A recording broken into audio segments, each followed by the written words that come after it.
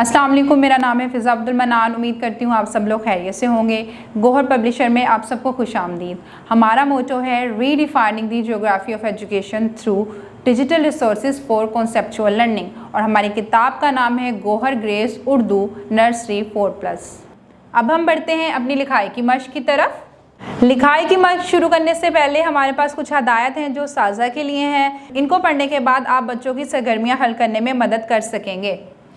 जी, तो सबसे पहले हमें क्या करना है, गईन पर पेंसिल फेरें और ख़ुद लिखें। गईन को भी बिल्कुल आइन की तरह लिखेंगे। पहले नुक्ते से शुरू कर लेंगे और लेकर आएंगे आखिरी नुक्ते तक, और इसके सर के ऊपर बस आएगा एक नुक्ता और ये बन जाएगा गईन। एक बार फिर से लिखते हैं, गईन के पहले नुक्ते को दूसरे नुक्ते के साथ मिलाते हुए लेकर आते हैं आखिरी नुक्ते तक और सर के ऊपर आएगा एक नुक्ता। इस तरह से हमारा गईन हो जाएगा मुकम्मल। गईन ग क।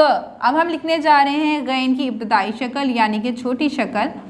पहले नुक्ते को मिलाएंगे दूसरे के साथ और इसको लेकर आएंगे आखिरी नुक्ते तक और इसके सर के ऊपर लगाएंगे एक नुक्ता। इसके बाद फिर से लिखेंगे गईन को इस तरह से, गईन के सर के ऊपर आ जाएगा एक नुक्ता। ये हो जाएगी गईन की इब्तदाई शक्ल।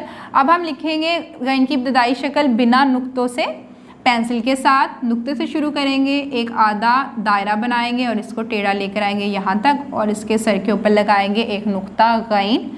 फिर से एक आधा दायरा बनाएंगे और एक टेढ़ी लाइन लेकर आएंगे और इसके सर के ऊपर बना देंगे एक नुक्ता। ये हो जाएगा गईन ग।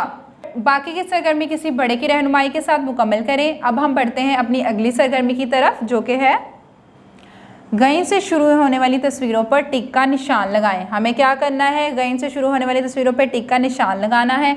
जैसे कि आप देख सकते हैं, जो गुलाब है गईन का दोस्त है तो इसके ऊपर टिक पहले से ही लगा हुआ है। तोता गईन का दोस्त नहीं है तो इस पर हम टिक नहीं लगाएंगे। गुलेल जो है वो गईन की दोस्त है तो हम इस पर टिक लगाएंगे, और गुब्बारा भी गईन का दोस्त है तो इसके ऊपर भी लगा देंगे हम टिक।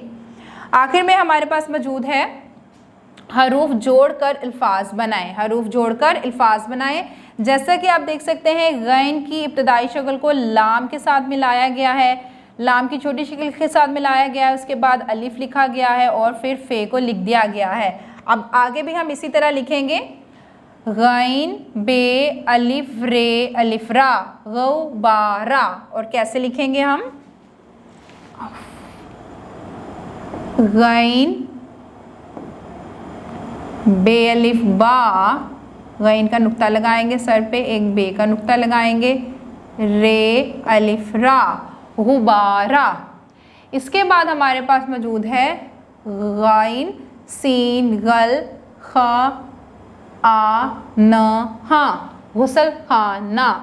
गईन की छोटी शक्ल को मिलाएंगे हम सीन के साथ, गईन सीन लाम, गईन के ऊपर एक नुक्ता, गुस्सल खाना ख अ, नून को मिला देंगे हे के साथ और इसके ऊपर आ जाएगा एक नुक्ता, गुस्सल खाना।